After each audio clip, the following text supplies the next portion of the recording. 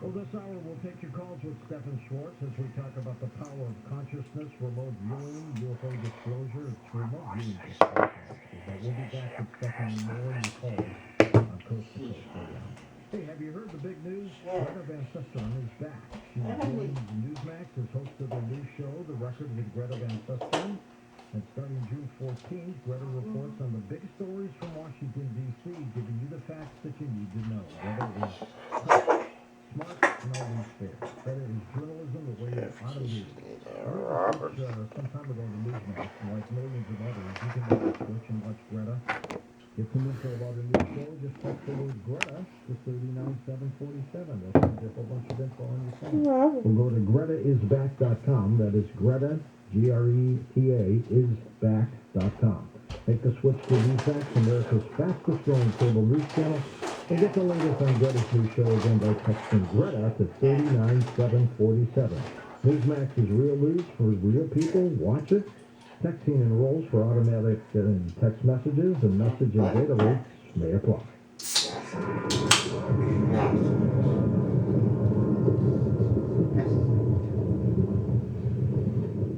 If you're looking for natural products to pack in your body, look no further than Dr. Squatch. They're changing the shower game with amazing products of deodorants, conditioners, shampoos, and so many other things.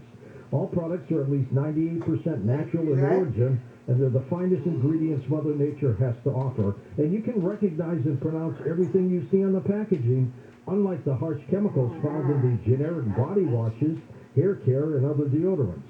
Dr. Squatch has a 100% satisfaction guarantee. If you use Dr. Squatch and can honestly say their products are not the best you've ever used, they'll send you your money back, no questions asked. Shop at drsquatch.com, where new customers will receive 20% off, $20 or more you spend. Enter promo code COAST.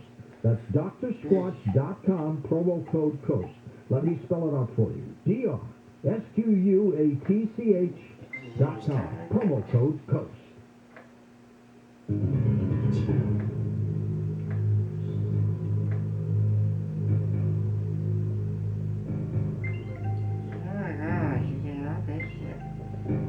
And welcome back, George Norrie, along with Stephen Schwartz, as we talk about the 8 laws of change.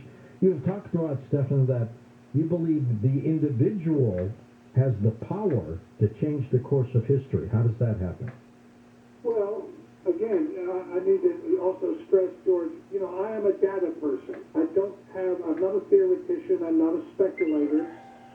Everything I talk to you about is just based on experimental data. Right. Yeah. So the issue is, can an individual who has no particular power or money or official position change history? And the answer is yes. Now the question is, how do they do it? And the answer to that is, it has to do with when you get, this is how consciousness and social transformation of any cohort, whether it's a church group, a school group, a neighborhood group, or a nation, when 10% shift in their consciousness, then the whole cohort, whatever it is, has to accommodate that shift. And I'll give you specific examples of that. If you look at, for instance, when you and I were boys, people like Martin Luther King would say Negro. Nobody says that anymore. Why not? What happened? Did somebody pass a law that you couldn't say it? No. What happened was that a group of people, now anything over 10%, how do we know it's over 10%? Because Rensselaer Polytech did a bunch of research on this and published their research findings and found that when 10% of any group shifts in consciousness, everybody shifts with it. Or, to give you another one, when did gay become LGBTQ, or LGBT and then LGBTQ? Somebody pass a law? No. What happened was individuals made a choice. And so, the classic example of this is Gandhi. Gandhi got independence for India without a war. I mean, we didn't do that. Nobody did it. How did he do that? How did he get independence from Great Britain when India was their most prized colonial possession without a war? And the answer to the question was asked of Gandhi, and they went up, a reporter went up and asked him just before he was assassinated, 1948, and said, you know, how did you force the British to leave India? And Gandhi's answer was, it's not what we did that mattered, although that mattered. It's not what we said that mattered, although that mattered. It was the nature of our character, our beingness, that caused the British to choose to leave India. Not force, choose. Oh, If you look at what is going on right now, you can see in the United States, you can see it with the anti-vaxxer business. I mean, we know, for instance, that 319,000 people died who would not otherwise have died had they been vaccinated. And yet, how was a small group of leaders able to implant in people's minds the idea that vaccinations were bad? Now, it's quite weird if you think about it, because to go to public school in the United States, in any state in the Union, you have to get a whole bunch, your child has to get a whole bunch of vaccinations, otherwise they can't go. But for some reason, the COVID vaccine and the COVID pandemic was manipulated and became politicized.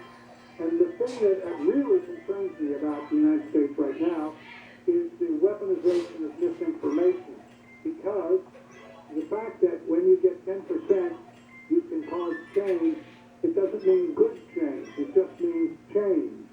And so what's happened in this country is we have more than 10%, actually about a third, who have developed an attitude about this pandemic that has caused them to make choices which have resulted in, over 1 million people have died, and the estimate is from CDC is 319,000 had they been properly vaccinated.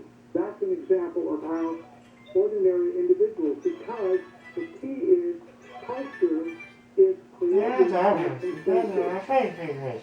In every country, if you were, for instance, flying from here to Vancouver, and you looked down, you wouldn't see anywhere that there was a big line or something, and yet no Canadian 50 feet from the border would think of himself as an American, and no American 50 feet from the border would think of himself as a Canadian. Why is that? It's because individuals, when they make the same choice about what food to eat, how to prepare it, what sports to follow, just pick anything you like, they create culture. And when you get a group of people to passionately believe something and act on it, then they can cause change. And the real issue today is, are we going to cause change to promote well-being, or are we going to turn America into an democracy. And I don't have any Do you think social networking is a good thing?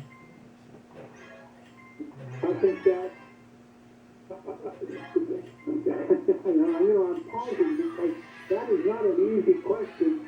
I would say to you, we need to develop a way in which information can be